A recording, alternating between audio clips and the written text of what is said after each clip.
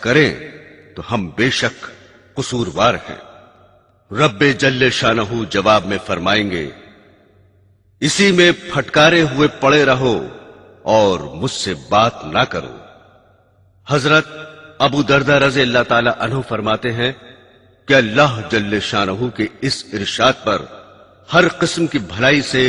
نا امید ہو جائیں گے اور گدھوں کی طرح چیختے چلاتے اور حسرت واویلا میں لگ جائیں گے۔ ابن کثیر میں ہے کہ ان کے چہرے بدل جائیں گے، صورتیں مسخ ہو جائیں گی، حتیٰ کہ بعض مومن شفاعت لے کر آئیں گے لیکن دوزخیوں میں سے کسی کو پہچانیں گے نہیں۔ دوزخی ان کو دیکھ کر کہیں گے کہ میں فلاں ہوں، مگر وہ کہیں گے کہ غلط کہتے ہو، ہم تم کو نہیں پہچانتے۔ میرے دینی بہنوں اور بھائیوں، ارشاد باری ہے، اور اگر ظلم یعنی شرک و کفر کرنے والوں کے پاس دنیا بھر کی تمام چیزیں ہوں اور ان چیزوں کے ساتھ اور بھی اتنی چیزیں ہوں تو وہ لوگ قیامت کے دن سخت عذاب سے چھوٹ جانے کے لیے اس سب کو دینے لگیں گے۔ سورہ معارج میں ارشاد ہے کہ اس روز مجرم یہ تمنا کرے گا کہ آج کے عذاب سے چھوٹ جانے کے لیے اپنے بیٹوں کو اور اپنی بیوی کو اور بھائی کو اور کنبے کو جن میں وہ رہتا تھا اور تمام زمین کی چیزوں کو اپنے بدلے میں دے دے، اور پھر یہ بدلہ اس کو بچا لے۔ لیکن وہاں نہ تو مال ہوگا، نہ کوئی کسی کے بدلے میں آنا منظور کرے گا، اور بالفرض ایسا ہو بھی جائے تو منظور نہ کیا جاوے گا، جیسا کہ سورہ مائدہ میں ذکر ہے، یقیناً جو لوگ کافر ہیں اگر ان کے پاس تمام دنیا کی چیزیں ہوں اور اتنی چیزوں کے ساتھ اتنی چیزیں اور بھی ہوں تاکہ وہ ان کو دے کر قیامت کے دن کے عذاب سے چھوٹ جائیں، تب بھی وہ چیزیں ان سے ہرگز قبول نہ کی جاویں گی اور ان کو دردناک عذاب ہوگا۔ حضرات گرامی، قرآن حکیم میں فرمایا گیا ہے کہ آج ایمان والے کافروں پر ہنستے ہوں گے، مسحریوں پر بیٹھے ان کا حال دیکھ رہے ہوں گے۔ تفسیر در منشور میں حضرت قتادہ رضی اللہ تعالی عنہ سے روایت ہے کہ جنت میں کچھ دریچے اور جھروکے ایسے ہوں گے جن سے اہل جنت اہل دوزخ کو دیکھ سکیں گے اور ان کا برا حال دیکھ کر بطور انتقام ان پر ہنسیں گے، جیسا کہ دنیا میں مومنوں کو دیکھ کر خدا کے مجرم ہنستے تھے اور کنکھیوں کے اشاروں سے ان کا مذاق اڑاتے تھے، اور گھروں میں بیٹھ کر بھی دل لگی کے طور پر ایمان والوں کا تذکرہ کیا کرتے تھے۔ دوزخیوں سے اللہ جل شانہ کا ارشاد ہوگا کہ میرے بندوں میں ایک گروہ ایمان والوں کا تھا جو ہم سے عرض کیا کرتے تھے کہ ہمارے پروردگار، ہم ایمان لے آئے سو ہم کو بخش دیجئے اور ہم پر رحمت فرمائیے، اور آپ سب رحم کرنے والوں سے بڑھ کر رحم کرنے والے ہیں۔ تم نے ان کا مذاق بنا رکھا تھا اور یہاں تک کہ تم ان کا مذاق بنانے میں مشغول رہے کہ ان کے مشغلے نے تم کو میری یاد بھی بھلا دی۔ آج میں نے ان کو ان کے صبر کا یہ بدلہ دیا کہ وہی کامیاب ہوئے۔ حضرات گرامی، دوزخ اور دوستوں کے حالات جو اب تک آپ نے سنے اس لیے نہیں کہ دیگر قصوں اور افسانوں کی طرح بھلا دیے جائیں، در حقیقت یہ واقعات و احوال جو بیان کیے گئے ہیں چونکہ آیات قرآنیہ اور احادیث نبویہ کا ترجمہ ہے، اس لیے بلا شک صحیح اور واقعی ہیں۔ ان کو بار بار پڑھا اور سنا جائے اور اپنی بد اعمالیوں پر نظر کی جائے تو سخت سے سخت دل والا انسان بھی اپنی زندگی کو بہت آسانی سے پلٹ سکتا ہے اور اپنے نفس کو دوزخ کے حالات سمجھا کر نیکوں کے راستے پر ڈال سکتا ہے، بشرطے کہ خدا بند عالم اور اس کے رسول صلی اللہ علیہ وسلم کو سچا سمجھتا ہو اور ان کے بتائے ہوئے احوال دوزخ کو صحیح اور واقعی مانتا ہو۔ مومن بندے ہمیشہ اپنی زندگی کا حساب کرتے رہتے ہیں اور اللہ جل شانہ کی بارگاہ میں دوزخ سے پناہ میں رہنے کی دعا کرتے رہتے ہیں۔ بھلا ہو سکتا ہے کہ جو شخص ان حالات کو صحیح سمجھتا ہو وہ اپنی زندگی کو دنیا کی لذتوں اور فنا ہو جانے والی عزت اور دولت کے حاصل کرنے میں گنوا دے۔ رسول خدا صلی اللہ علیہ وسلم نے فرمایا کہ دوزخ لذتوں میں چھپا دیا گیا ہے، جنت ناگواریوں میں چھپا دی گئی ہے۔ یعنی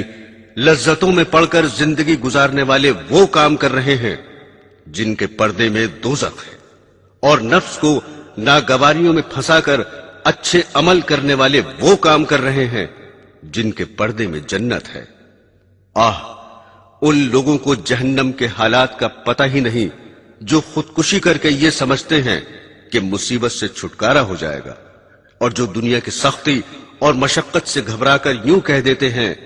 کہ کیا خدا کے یہاں میرے لیے دوزخ میں بھی جگہ نہیں ہے۔ حقیقت یہ ہے کہ اگر دوزخ کی آگ، اس کے سانپ، بچھو، آگ کے کپڑے، عذاب کے طریقے، دوزخ کی خوراک وغیرہ کا دھیان رہے تو میونسپیلٹی اور اسمبلی کی کرسیوں کے اعزاز حاصل کرنے والے،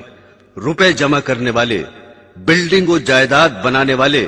ہرگز ان چیزوں میں پڑھ کر اور بڑے بڑے گناہوں میں مبتلا ہو کر اپنی آخرت خراب نہیں کر سکتے۔ بھلا جسے دوزخ کی بھوک کی خبر ہو وہ روزہ چھوڑ سکتا ہے، اور جو دوزخ کی بے چینی سے واقف ہو وہ ذرا سی نیند اور فانی آرام کے لیے نماز برباد کر سکتا ہے، اور جو دوزخ کے سانپ بچھوؤں کے ڈسنے کی سوزش سے باخبر ہو وہ یوں کہہ سکتا ہے کہ داڑھی رکھنے سے کھجلی ہوتی ہے، اور جن کو تصویر کشی کے انجام کا پتہ ہو کیا وہ تصویر بنا سکتے ہیں؟ جن کو یہ یقین ہو کہ شراب پینے کی سزا میں دوستیوں کے جسموں کا دھون یا نچوڑ پینا پڑے گا، وہ شراب کے پاس جا سکتے ہیں؟ ہرگز نہیں۔ حقیقت یہ ہے کہ جنت اور دوزخ کے حالات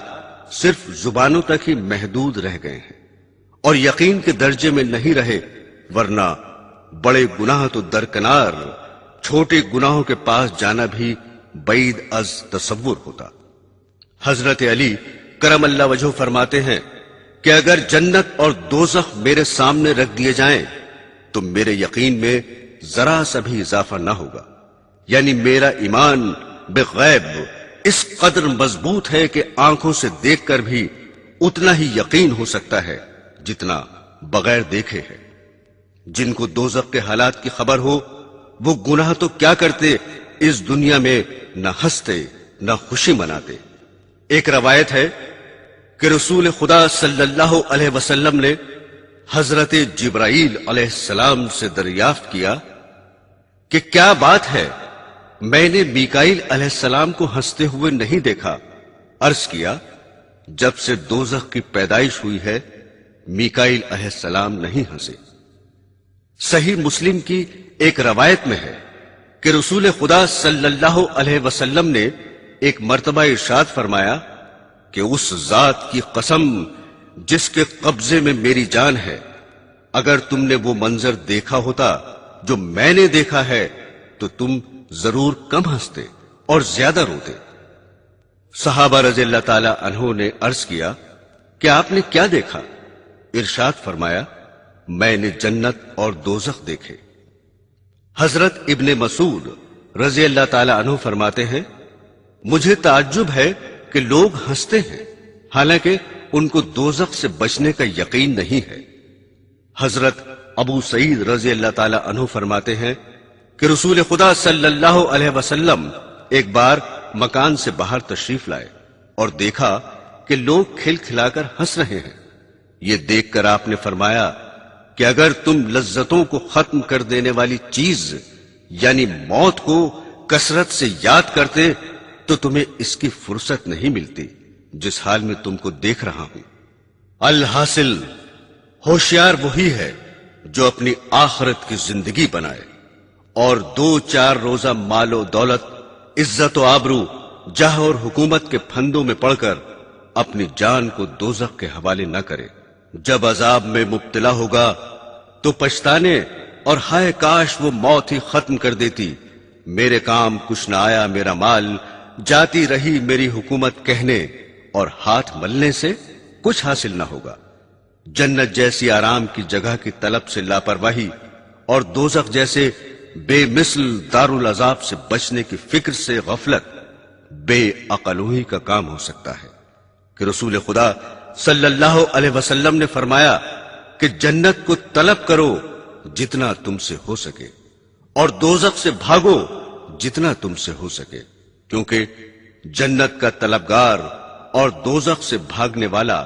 لاپرواہی کی نیند سو نہیں سکتا۔ حضرت یحییٰ بن معاذ رضی اللہ تعالی عنہ فرماتے ہیں کہ آدمی بیچارہ جتنا تنگ دستی سے ڈرتا ہے، اگر جہنم سے اتنا ڈرے تو سیدھا جنت میں جائے گا۔ حضرت زین العابدین رضی اللہ تعالی عنہ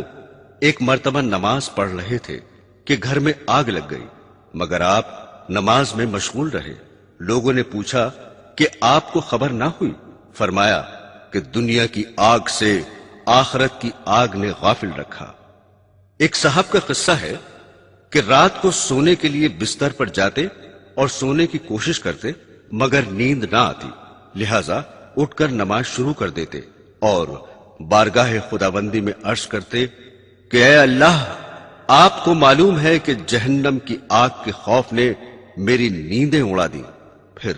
صبح تک مشغول نماز رہتے۔ حضرت ابو یزید ہر وقت روتے ہی رہتے تھے۔ اس کا سبب پوچھا گیا تو فرمایا کہ اگر خدا کا یوں ارشاد ہو کہ گناہ کرو گے تو ہمیشہ کے لیے حمام یعنی غسل خانے میں قید کیے جاؤ گے تو اس کے خوف سے میرا آنسو ہرگز نہ تھمے گا۔ پھر جبکہ گناہ کرنے پر دوزخ سے ڈرایا جس کی آگ 3000 سال تک گرم کی گئی ہے تو میرے آنسو کیسے رکیں؟ ایک صحابہ جب روتے تھے تو آنسوؤں کو اپنے منہ اور داڑھی سے پونچھتے تھے اور اس کی وجہ یہ بتاتے تھے کہ مجھے یہ روایت پہنچی ہے کہ اس جگہ جہنم کی آگ نہ پہنچے گی جہاں آنسو پہنچے ہوں گے۔ ایک انصاری نے تہجد پڑھا اور بیٹھ کر بہت روئے اور کہتے رہے کہ جہنم کی آگ کے بارے میں اللہ تعالی ہی سے فریاد کرتا ہوں۔ ان کا حال دیکھ کر رسول خدا صلی اللہ علیہ وسلم نے فرمایا کہ آج تم نے فرشتوں کو رلا دیا۔ حضرات گرامی،